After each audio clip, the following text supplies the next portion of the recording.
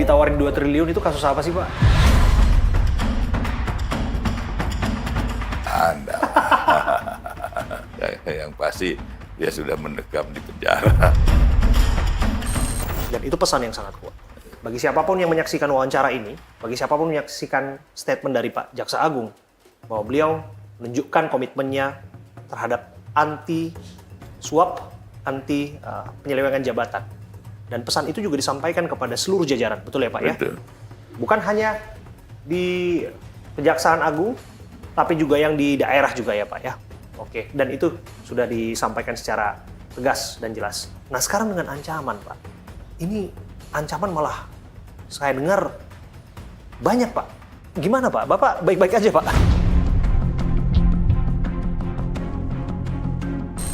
Ya bagi saya itu ya ini resiko tugas. Ini nih resiko jabatan. Kalau ancaman itu jangankan orang berbuat baik aja masih ada ancamannya. Mungkin orang baik-baik aja kemudian jalan, orang lagi jalan kaki aja masih ada ancamannya. Iya. Siapa tahu kesambar mobil, itu ancaman. Jadi hal-hal itu adalah bagian dari resiko jabatan. Spill dong Pak, ancaman yang paling besar, yang belakangan ini ya Pak ya, yang terbaru. Karena ini kan kasus makin kesini makin banyak Pak, dan kaitannya dengan kerugian negaranya triliun semua Pak. Iya. Ya lah nggak ada, alhamdulillah nggak ada. Aman Pak ya? Yang Ada saja paling intimidasi, Pak. yang sudah teman-teman lihat aja itu aja, selainnya enggak lah. Kami dengar ada sempat yang menyebutkan, ya oknum lah, atau siapapun itu yang menyebutkan akan meratakan Kejaksaan Agung. Kalau orang gertakan gitu biasa aja. Ya saya bilang jawab silahkan aja ratakan. Ini punya masyarakat, ini punya negara.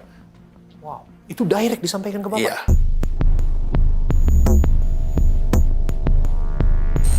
Jujur Pak, makin kesini ancamannya makin banyak atau sebetulnya Nggak juga sama lah. saja Pak sebetulnya? Sama aja, enggak terlalu.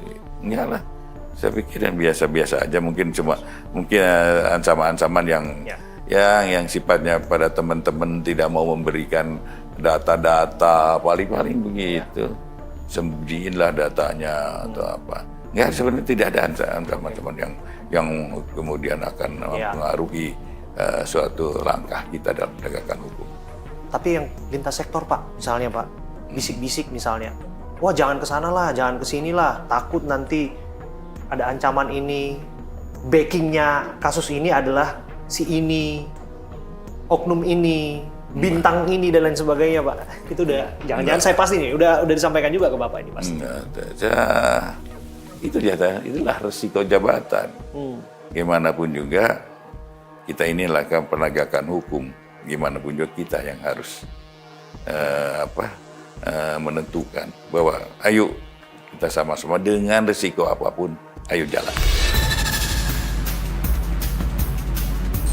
Tetap jalan ya Pak ya? Ya, nyatanya alhamdulillah kan kita jalan terus. Iya. Bahkan kita akan mungkin nanti programnya setiap saat kita akan Pak Kapuspen, saya akan lebih galakan lagi dalam artian ke medianya gitu. Iya. Karena sekarang ini kami jujur aja, kami selalu membatasi. Ya, kalau orang Sunda itu begini, dapat lauk ikannya, tapi airnya tetap tenang. Jadi tetap airnya tidak bergejolak, tapi ikannya kita dapat ditangkapnya. Artinya apapun yang kita lakukan, kita tidak perlu lagi begini, akan jadi kacau aja. Malah, tapi kalau kita tenang, tapi menghasilkan itu kan lebih baik. Gitu.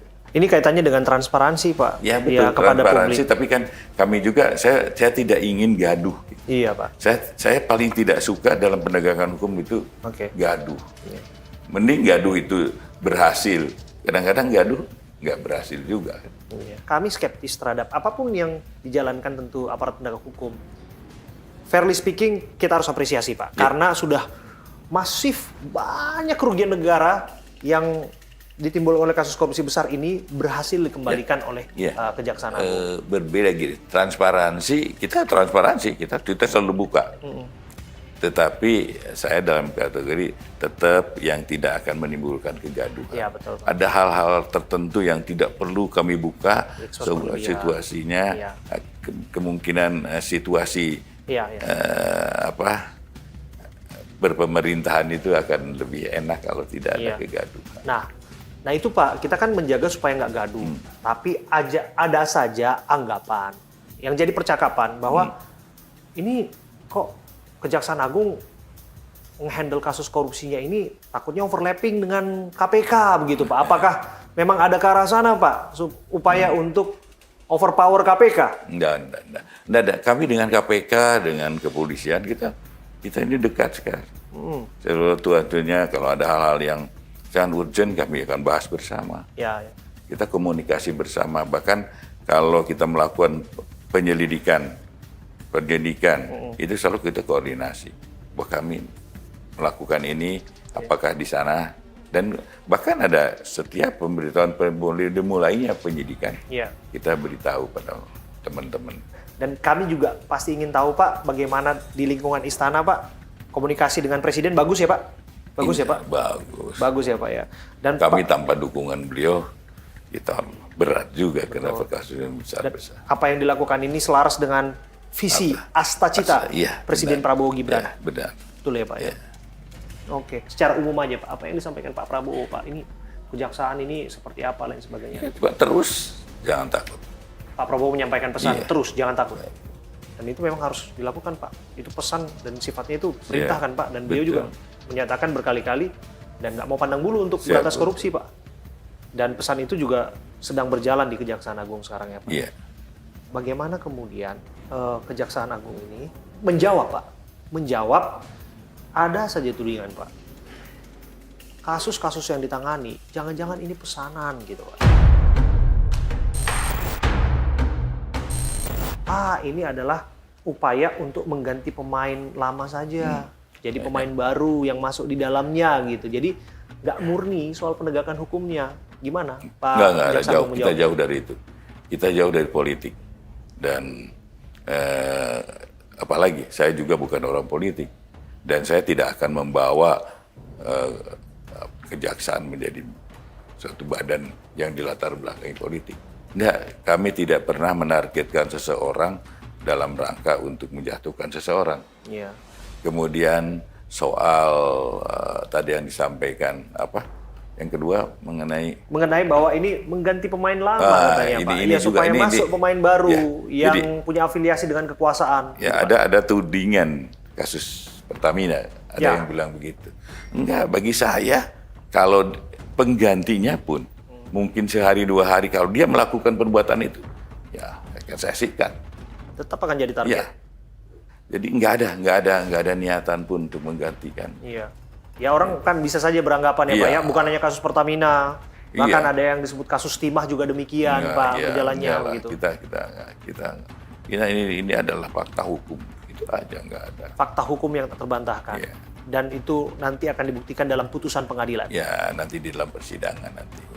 Termasuk kan sempat juga rame Pak Tom Lembong misalnya itu Pak. Ini karena dianggapnya berseberangan dengan kekuasaan. Nggak ada kami sama sekali bukan itu. Dan ini kejadiannya udah lama lagi. Betul. Ditariknya kan ke situ. Kenapa harus dibuat sekarang? Itulah mungkin kebebasan bicara. Tapi bagi saya sampaikan, tidak ada sedikit pun niatan dan keinginan untuk melakukan perbuatan yang akan mengkriminalisasi orang lain. Bapak yakin betul bahwa Korps Adiaksa di bawah komando Bapak itu tetap tegak lurus pada prinsip-prinsipnya? Yang selalu saya tekankan pada teman-teman di daerah, ayo kita bekerjalah. Jawablah tantangan masyarakat. Jawablah bahwa hukum itu tetap menjadi panglima. Jawablah pada masyarakat bahwa keadilan kita akan jawab. Bahwa keadilan itu masih ada. Itu aja. Ada juga anggapan Pak bahwa ini kejaksaan seperti superpower sekarang Pak. Gitu. Bahkan dalam beberapa kasus yang ditanganinya eksesif Pak. Gitu. Ada beberapa yang menyampaikan pandangan-pandangan demikian, Pak. Boleh aja. Tapi fakta yang ada, di mana sih superpower ini? Kita sama-sama kok. Kita sama-sama undang-undang yang sama, dalam penanganan yang sama. Pak, belum lama ini kami melihat Bapak ini melakukan sesuatu yang menunjukkan tadi yang saya sebut, Pak. Jaksa Agung berkumis yang humanis. Begitu, Pak. Izinkan kayak saya coba kasih kejutan, Pak. Satu kepada Bapak. Saya coba mengontak seseorang, Pak. Yang barangkali, ya Pak ya, bisa bercakap-cakap dengan kita dan menyampaikan sesuatu, Pak, dalam percakapan ini, Pak. Karena ini kaitannya dengan kegiatan Bapak. Sebelum kita wawancara ini, Pak. Belum lama ini, Pak. Wah, ini sudah diangkat. Apa kabar, Mas? Apa kabar? Baik, Pak. Nah, ini beliau, Pak.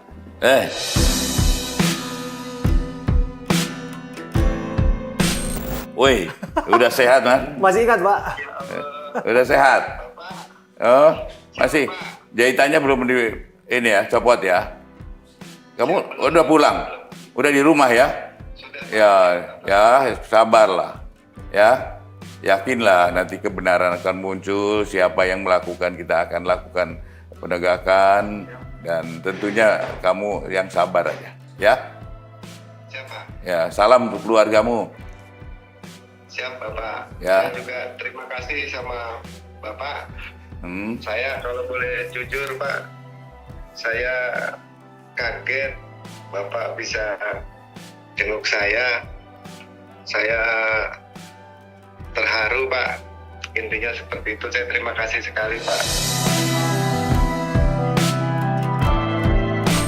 Ya enggak lah, itu kewajibanku, kamu anakku, kamu dapat musibah, apalagi musibah itu kamu dalam melaksanakan tugas, itu kewajibanku, ya.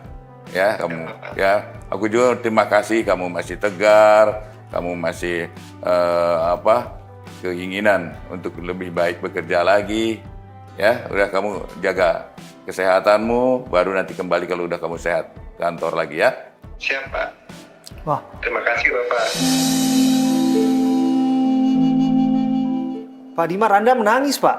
Ya, Iya. nggak nyangka aja. Wah, Bapak terharu ya, Pak, atas kunjungan Pak Jaksa Agung. Pernah merasa nggak, Pak, bahwa Bapak akan dikunjungi, akan dapat atensi dari Pak Jaksa Agung langsung loh menjenguk Bapak? Ya nggak pernah terpikirkan, Pak. Nggak pernah deh. Dan berharap pun enggak, kepikiran pun enggak.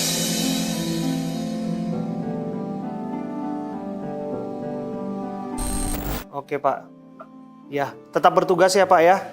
Ini Pak Dimar.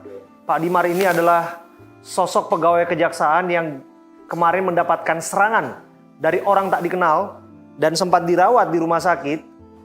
Dan nggak lama kemudian Pak Jaksa Agung, Pak Burhanuddin mengunjungi Bapak. Betul ya, Pak ya? Betul, Pak. Ya, itu bukti dukungan terhadap Bapak dan bukti perhatian. Tadi Bapak Burhanuddin menyebutkan beliau humanis lain sebagainya, itu memang visi beliau.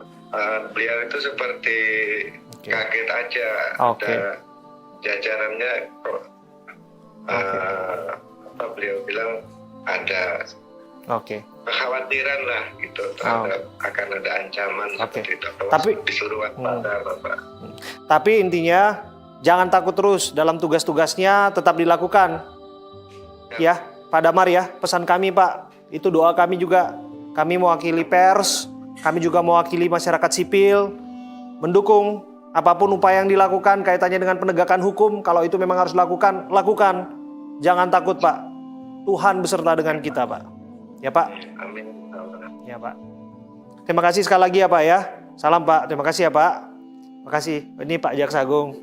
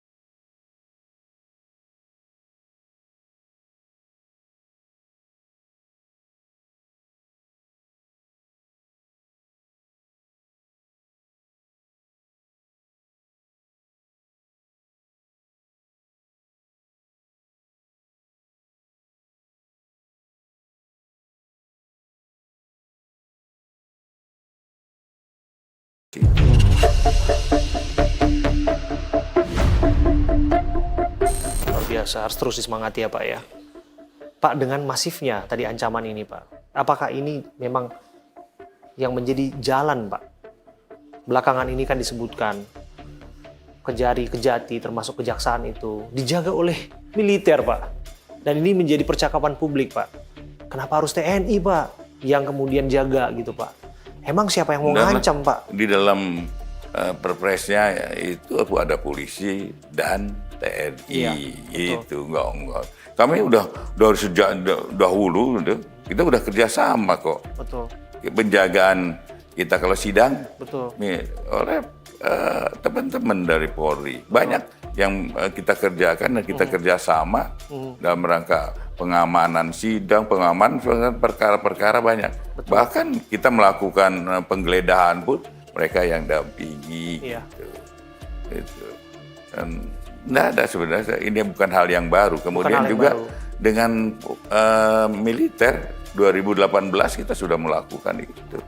Dan tidak ada ribut. Dan 2021 sudah ada Jampit Mil ya Pak ya? Iya, itu jadi itu aja. Kalau misalnya ada anggapan, kok iya Korps Bayangkara tidak dilibatkan gitu Pak? Enggak, selalu dilibatkan. Polisi dilibatkan Pak? Dilibatkan.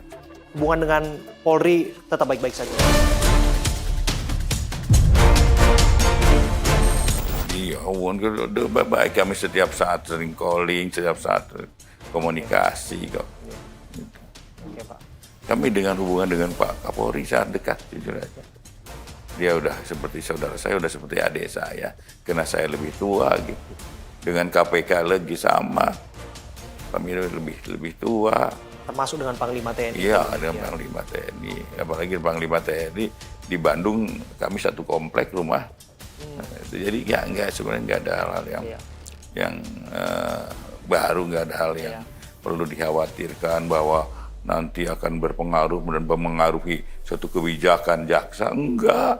Yang datang di sini semua hanya untuk ke pengamanan, tidak lebih, tidak kurang, tidak akan mempengaruhi kebijakan kami, apalagi mempengaruhi fungsi dan tugas kami. Lantas bagaimana dengan lintas kementerian Pak? Ini penting kami tekankan Pak. Kenapa Pak? Kami penting untuk menekankan ini karena kita tahu yang paling ramai belakangan ini adalah upaya pengusutan dugaan kasus korupsi pengadaan laptop.